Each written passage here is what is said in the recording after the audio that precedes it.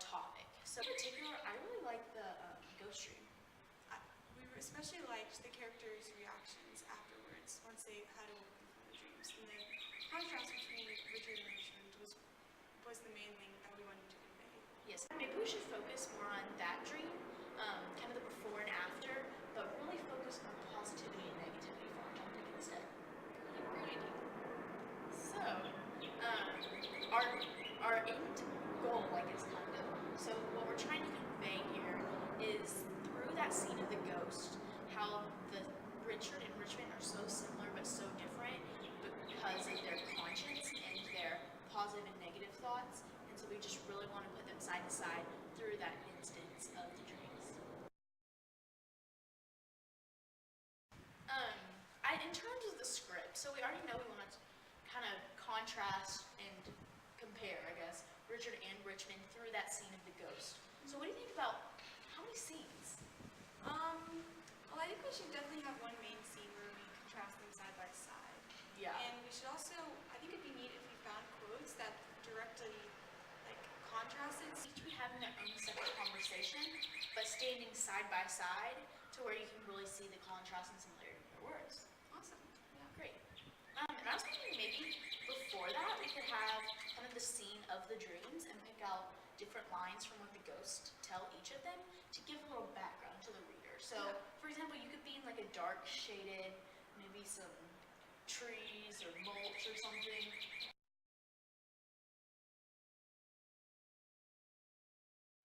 And then I could record you and say like despair and die. I could say the lines that they said to you, and in between what you could like wake up. Oh, okay. And that will reveal how his conscience is really starting to get to, and he's becoming more and more scared and frightened with each dream. Right, and we can show that like contrasting and comparing to Richmond. The similarity would be that they're both sleeping, they're both hearing the same messages from different people, so you would say the same things of those same characters to me. Okay. And then the difference though could be that he doesn't wake up at all. Just like a sound sleep, which shows how a clean conscience will try to prepare him for the day. We want to give a mashup that's relatable to the viewer, but also where they can watch it in that Act 5, Scene 3 just clicks. Yeah.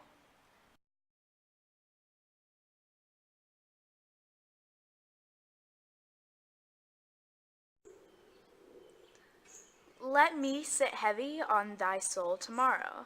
Think how thou stabst me in the prime of youth at Tewkesbury. Despair, therefore, and die.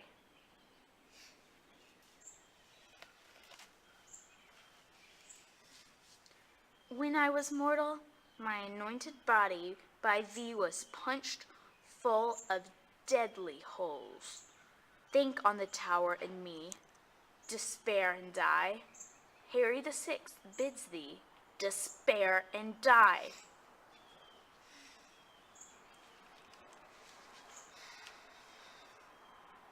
Let me sit heavy on thy soul tomorrow, I that was washed to death with fulsome wine. Poor Clarence, by thy guile betrayed to death. Tomorrow in the battle think of me, and fall thy edgeless sword, despair and die.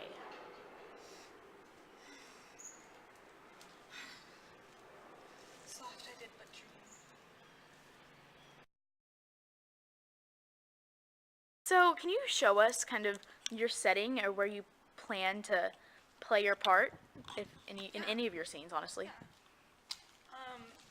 Well, when the ghosts come visit me in my dreams, I'm going to be in this dark corner to represent how Richard really feels trapped in all of his evil deeds. And in the dream, one thing I really want to show is how he starts out really relaxed and comfortable, but by the end of the dream, he's really bunched up and tense.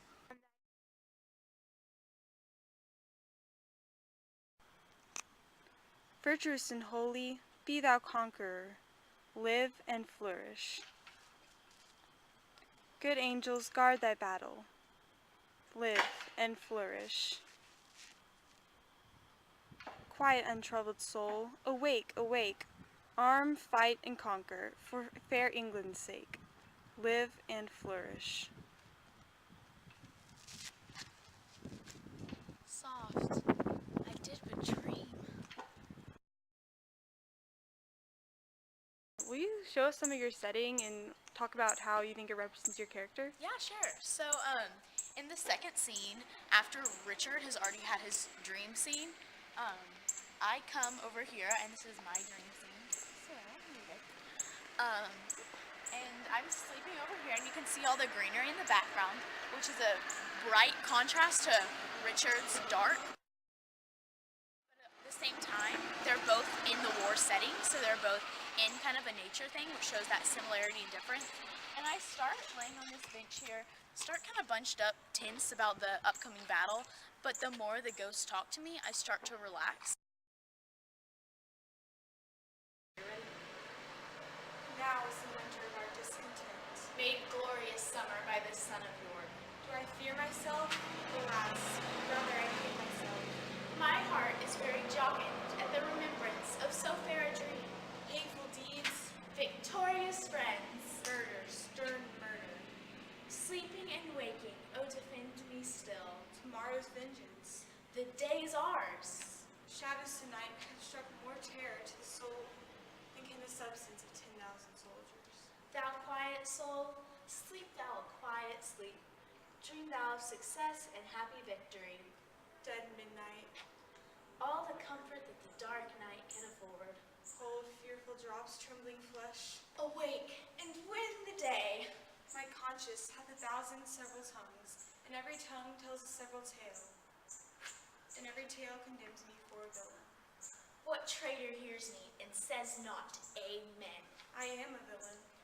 Virtuous and holy, No pity. doth comfort thee in sleep. There is no creature loves me, and if I die, no soul shall pity me. God in our good cause, fight among our side. O coward conscience, how dost thou afflict me? The sweetest sleep and fairest boding dreams.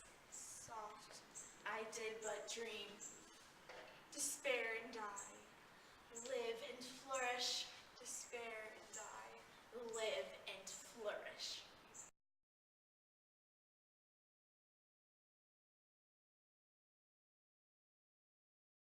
We chose this wall because we wanted a pretty neutral setting, you know, not something too dark, not something too light, just something in the middle to show both Richard and Richmond. And physically, I wanted to keep it simple, but at the same time, I wanted to show Richard's anger, and so I have a lot of like these type of emotions, but then I also show the inner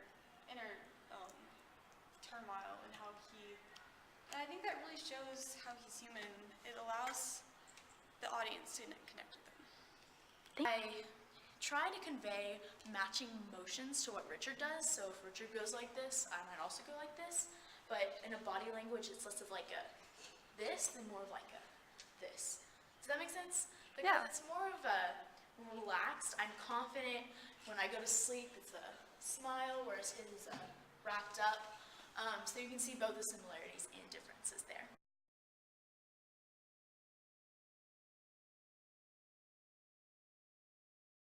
Thank you. If there was one meaning or one thing you could say to viewers watching your mashup, what would you like to convey most? I think I want to convey how Richard, he has a conscience too. He's not just some totally hard, evil robot, but he has feelings and emotions, and I really want, in some cases, for the audience to feel pity and sympathize, or maybe even empathize with Richard. The thing that we also wanted to show was the cacophony and euphony. So for Richmond's lines, it was more of a awake, more vowel sounds, but for Richard's lines, we really liked all these like phrases like no pity, murder, stern murder, tomorrow's vengeance, hateful deeds, those kind of really hard consonant sounds. So we thought that was an interesting use of Shakespeare's language. Awesome. So if there's one thing that you wanted to convey to the audience about Richmond, what might that be? I would really like to show how a clean conscience can really prepare you. And I would like to show his similarity to Richard, but also his difference and how much better prepared he is knowing that he's doing the right thing. I think they both experience the same journey. They're both going for that power. Just the way that they go about the journey is very different. And so throughout the whole performance, I want to show how Richard takes this step to get to the same destination, but Richmond takes this other step, and how those two different paths lead to two very different outcomes. Thank you so much for your time. Thank